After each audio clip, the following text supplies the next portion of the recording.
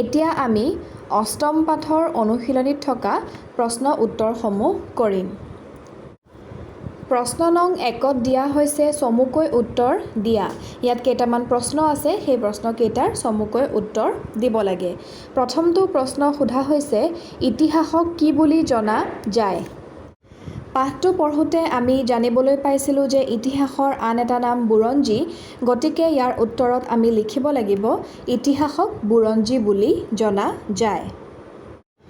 ইয়াৰ পিছৰ প্ৰশ্নটো সোধা হৈছে কিহে জ্ঞানৰ পৰিধি বঢ়ায়?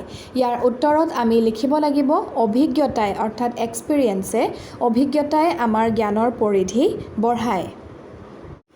তৃতীয়টো প্ৰশ্ন সোধা হৈছে পাঠটোত এজন বিখ্যাত মুনিৰ নাম আছে, বিচাৰি উলিওৱা। পাঠটো আমি পঢ়োঁতে তাত এষাৰি আমি বাক্য পঢ়িবলৈ পাইছিলোঁ গুৱাহাটীত বশিষ্ঠ মুনিৰ আশ্ৰম আছে, আৰু এই বশিষ্ঠই হৈছে এজন মুনিৰ নাম, গতিকে আমি ইয়াৰ উত্তৰত লিখিব লাগিব পাঠটোত উল্লেখ থকা বিখ্যাত মুনিজনৰ নাম হৈছে বশিষ্ঠ মুনি। ঘ প্ৰশ্নটো সোধা হৈছে আমাৰ দেশৰ দুজন বিখ্যাত বিজ্ঞানীৰ নাম লিখা। ইয়াৰ উত্তৰত তোমালোকে লিখিবা আমাৰ দেশৰ দুজন বিখ্যাত বিজ্ঞানীৰ নাম হৈছে APJ আব্দুল কালাম আৰু CV ৰমন।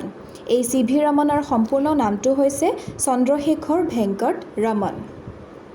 গতিকে ছাত্ৰ ছাত্ৰীসকল এই প্ৰশ্ন উত্তৰকেইটা তোমালোকে ভালদৰে পঢ়িবা আৰু নিজৰ বহীত ধুনীয়াকৈ লিখি ল'বা।